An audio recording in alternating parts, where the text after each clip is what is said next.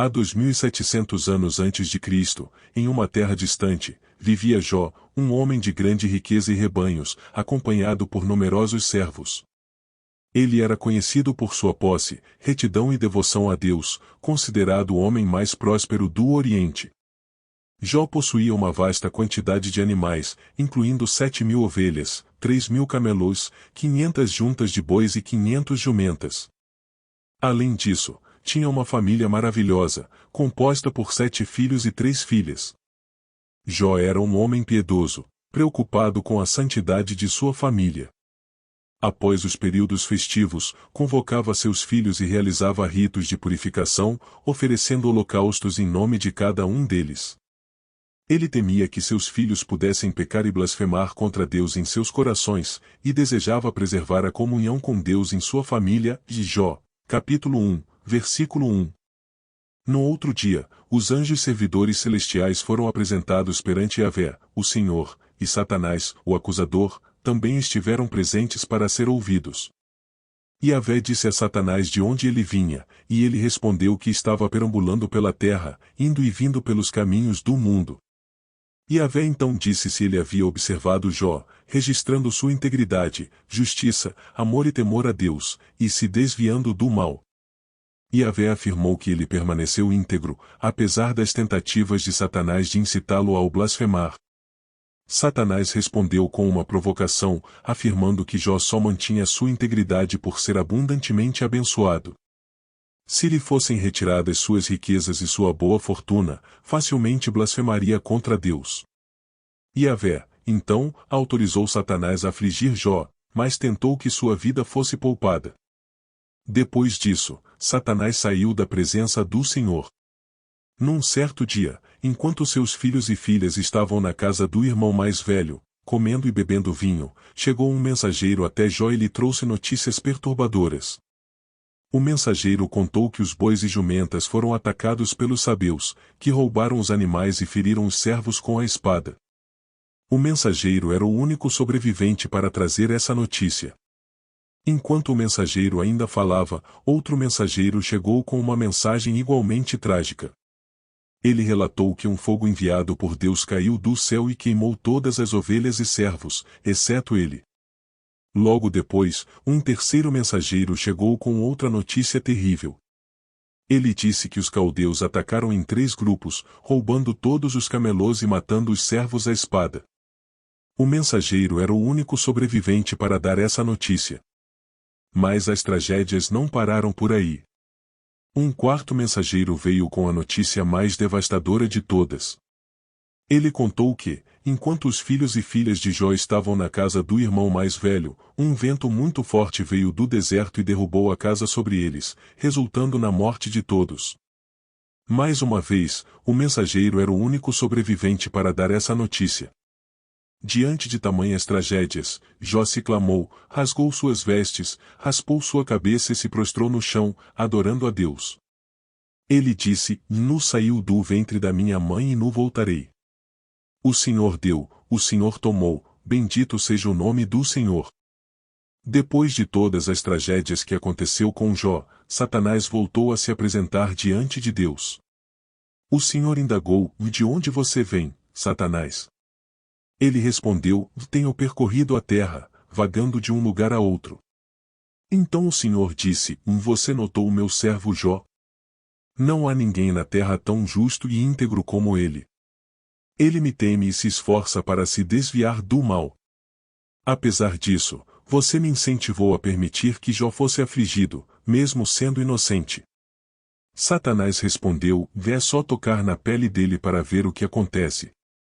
As pessoas não se importam de perder tudo, desde que conservam a própria vida. O Senhor então disse a Satanás: Muito bem, faça o que quiser com Jó. Satanás partiu da presença do Senhor e infligiu perigosamente no corpo de Jó, desde as solas dos pés até o alto da cabeça. Jó se sentou sobre um monte de cinzas e pegou um pedaço de cerâmica para se coçar. A esposa de Jó, aflita com a situação, aconselhou-o a amar a Deus e morrer, argumentando que sua lealdade não estava resolvendo nada. No entanto, Jó respondeu à sua esposa, rejeitando o seu conselho e questionando se deveria receber apenas o bem de Deus e não os momentos difíceis que ele também permitia. Mesmo nessa prova, Jó foi fiel a Deus, sem vacilar ou pecar com seus lábios. No texto original hebraico, está escrito assim: abençoa a Deus e morre. A palavra hebraica obarsha pode de fato ser traduzida como o abençoar e não o amaldiçoar. Portanto, a expressão o amaldiçoa a Deus e morre não está relacionada ao significado original de obarisson no hebraico. Portanto, embora a palavra o amaldiçoa tenha sua origem no hebraico com o sentido de o abençoar, o modo como é empregado nessa frase é completamente diferente, e sua interpretação deve ser baseada no contexto em que está sendo utilizada. 3 amigos de Jó tiveram as desgraças que aconteceram a ele e a sua família e vieram visitá-lo para oferecer solidariedade e consolo. Eram Elifaz de Temã, Bildade de Suá e Zofar de Naamate. Ao avistarem Jó à distância, ficaram chocados e ficaram a lamentar e chorar profundamente. Cada um rasgou seu manto e jogou terra sobre suas próprias cabeças, demonstrando profunda tristeza. Eles se sentaram no chão junto com Jó por 7 dias e 7 noites consecutivas, sem dizer uma única palavra, pois o sofrimento de Jó era tão intenso que eles não encontraram forças para falar. Passados alguns dias em que Jó ficou em silêncio, ele finalmente abriu a boca e expressou sua angústia, amaldiçoando o dia de seu nascimento. Ele desabafou, dizendo que desejaria que o dia de seu nascimento fosse apagado da história, transformado na mais profunda escuridão, sem a luz de Deus sobre ele. Jó continuou seu lamento, questionando por que não foi tirado da vida ainda no ventre de sua mãe, por que não morreu ao nascer. Ele se disse por que foi trazido ao mundo apenas para sofrer, questionando o propósito de sua existência. Jó imaginei como seria se tivesse morrido antes, em paz e descanso, junto a reis e príncipes. Ele desejou não ter existido, comparando-se com as crianças que nunca viram a luz do dia. Jó oferece a tranquilidade encontrada na sepultura, onde todos, pobres e ricos, juntos estão livres de suas adversidades terrenas. Em seu desespero, Jó questionou o propósito de conceder vida aos aflitos e amargurados que desejavam a morte. Ele se disse por que Deus dava vida àqueles cujo caminho parecia não ter sentido, que viviam em sofrimento e angústia. Jó terminou seu lamento expressando seu atual estado de angústia, sem paz, tranquilidade ou descanso. Ele vivia em constante inquietação, chorando e lamentando, sentindo que tudo o que temia se abater sobre ele. Jó não estava sossego em sua situação. Elifaz, um amigo de Jó, respondeu, dizendo que Jó aconselhava e ajudava os outros, mas agora ele estava enfrentando dificuldades e desânimo. Elifaz argumentou que a confiança de Jó em Deus estava baseada na sua retidão, mas também sugeriu que o sofrimento pode estar relacionado ao pecado. Ele ocorreu um sonho assustador e enfatizou a brevidade da vida humana, afirmando que muitos morrem sem alcançar a sabedoria. Em resumo, Elifaz tentou consolar Jó, mas suas palavras refletiram sua crença de que o sofrimento estava relacionado ao pecado. Jó respondeu aos conselhos de Elifaz, expressando sua intensa angústia. Ele desejava que sua dor fosse medida e comparada à sua calamidade, acreditando que seria maior que a areia das éguas. Ele desafiou seus amigos a oferecer orientação valiosa em vez de argumentos vazios. Jó acusou seus amigos de não compreendê-lo e pediu compreensão e justiça.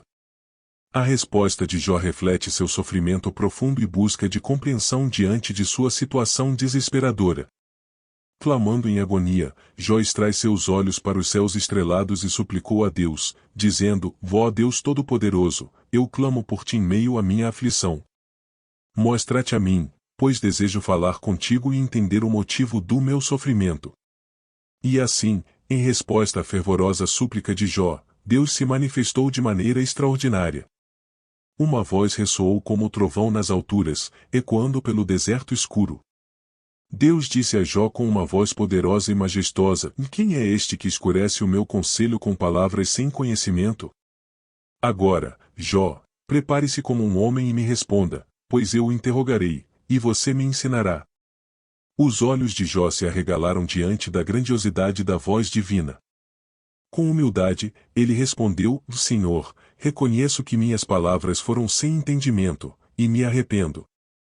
O que posso responder a você, que tudo sabe e tudo pode? Então, Deus começou a fazer uma série de perguntas a Jó, perguntas que transcendiam a compreensão humana. Ele indagou sobre a criação do mundo, a ordem dos céus e a maravilha da natureza. Deus fez aproximadamente 70 perguntas a Jó. Enquanto Jó ouvia essas perguntas divinas, sentia-se humilde e pequeno diante da majestade de Deus. Ele percebe a vastidão do conhecimento de Deus e suas próprias limitações como ser humano. Ao final, Jó respondeu a Deus com reverência e submissão, confirmando sua pequenez diante do Criador do universo. Ele disse: Eu te conheci apenas de ouvir falar, mas agora os meus olhos te veem. Eu me arrependo de minhas palavras e me coloco diante de ti, Senhor, em humildade e reverência. Nesse momento, Deus olhou para Jó com compaixão e restituiu todas as suas riquezas materiais, proporcionando a Jó um novo rebanho de gado, o dobro do que ele havia perdido. Além das riquezas, Deus abençoou Jó com uma nova família. Ele teve novamente 7 filhos e 3 filhas, e a narrativa afirma que suas filhas eram as mais belas da terra. Deus também prolongou a vida de Jó, permitindo-lhe viver até uma idade avançada. Enquanto a narrativa de Jó chega ao seu estágio final, somos levados a contemplar a natureza complexa da existência humana. A história de Jó nos lembra da fragilidade da vida e da resiliência do espírito humano diante da adversidade. Ela nos desafia a refletir sobre a relação entre a fé, o sofrimento e a busca por significado em meio à dor. A jornada de Jó nos convida a questionar nossas próprias perspectivas sobre o propósito da vida e a natureza do sofrimento, e nos lembra da importância de permanecer firmes, mesmo nos momentos mais sombrios. Enquanto contemplamos os altos e baixos da trajetória de Jó, somos impelidos a buscar um entendimento mais profundo sobre o mistério da vida e a perseverar em nossa busca por significado e esperança, mesmo quando confrontados com desafios aparentemente insuperáveis.